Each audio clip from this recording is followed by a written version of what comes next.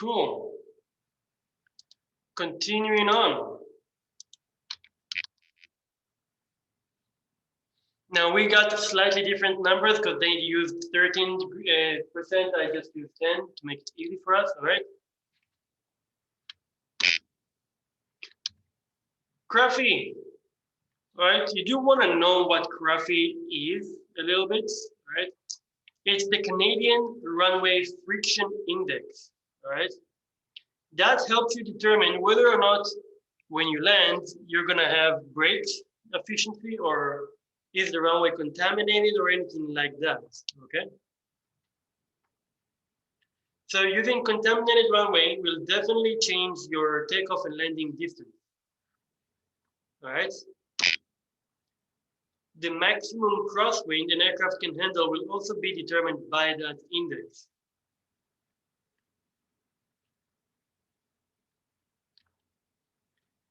The information can be determined within the CFS and also the air section of the Aeronautical Information Manual, all right? Now, the AIM is the free that you can look it up online if you want. It's a very big document and will take ages to download all the time, right? So just know what's that graphy if you ever have anything on the runway like snow. Just the first one. All right. If you have any contaminants on the runway, it will affect you. That's all you really need to know about that. Now, for example, we have a NOTAM.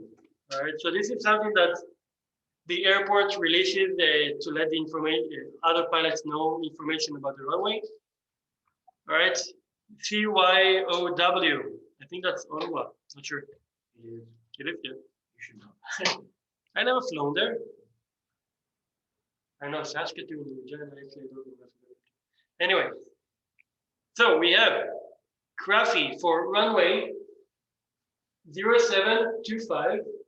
It's -4 degrees Celsius. And the graphy is this one, 0.3. That's what they mean by that. Okay?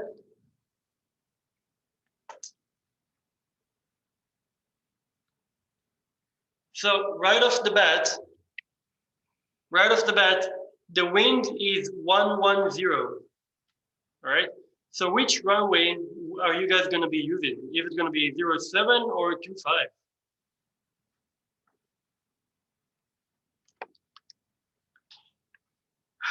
I know.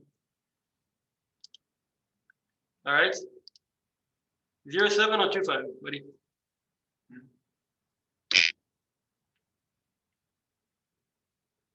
Anyone?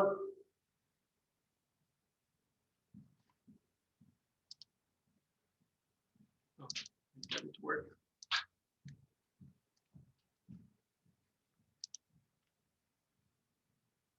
Okay. 07 and 110. Good. Giri. So Giri online said we're going to use runway 07. All right.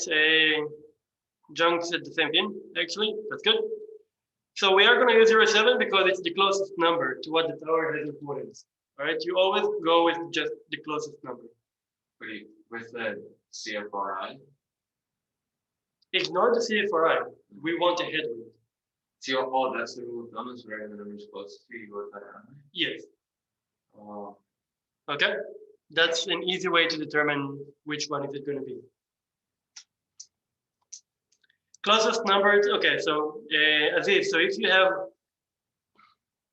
a 07 and 11, all right, those two are closest to one another. Right, so you will have a headwind if you choose runway 07. All right. If you use 25, it's the furthest number from 11, right? And therefore you will have a tailwind, and therefore you will not. You will use a longer runway. All right. So since we know that, all right, from 07 and 11, you have about 40 degrees or so, right? And the wind is 20 knots. So 20 knots is on the 20 knots line over here. All right. In this situation, all right, the Crafty coefficient would be 0.35. So you see at the very bottom here. All right, so if you go from 2.5 directly all the way down and continuing down, it will be 0.35. All right.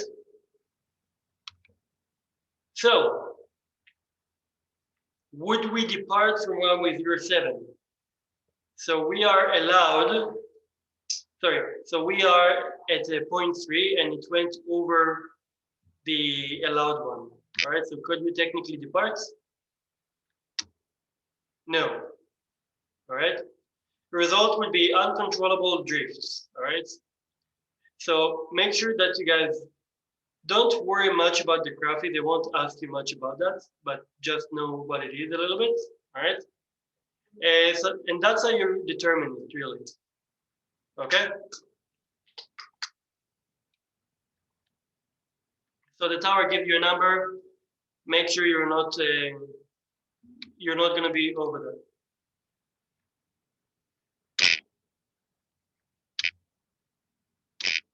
There you go. So you will have a chart like this, right? The lower coefficients, the lower the braking ability. All right. So this chart over here can be found in the CFS. All right. You do have here, if there is any ice over there on the runway, right? Depending on the thickness of it and such, it will give you like what type of graphy you're going to get from it. This is minimum braking. This is maximum braking, right? And yeah, you have dry snow over here, you have snow. So depending on what's the condition, right, the tower will indicate that. Now, landing distances will be increased depending on the craft value. High performance aircraft, you do not need to write this down, not important. High performance aircrafts can have reversing capabilities, all right, like the Q400 and such. And the takeoff performance effects have not been charted. All right, so for the bigger aircraft, they will use this chart technically. All right, but to be honest with you guys, when I was at WestJet for the landing distance calculation, right? Firstly, you get it in the flight plan. Secondly, all right, before landing, part of your checks to land is actually just be like, all right, let's get the landing performance, all right? And you put in the flight management system, you put into the computer of the airplane, the numbers, the conditions, what do you want, right? And then you click send, and then somebody from dispatch is gonna calculate it for you and give you the distance, right? So you'll have more than enough. And so when you know your distance, you will be briefing also. All right, so this is the runway here. I'm gonna need, let's say, 2,000 feet. I'll be exiting on Mach 1, 2, and off the runway kind of thing. All right. So you do want to actually say to them as well, where are you planning to exit in the bigger airline? You don't want to use the entire runway just because you could. That's wasting a lot of fuel. All right. Landing on contaminant surfaces requires excellent techniques to maximize your landing performance. The charts considered to have a stabilized approach. No, no need to write that down. This is for CPL. All right. Now, moving on, what we're going to do now is go over the landing distance. All right. Calculation for the landing distance is relatively the same. All right. You first get the relevant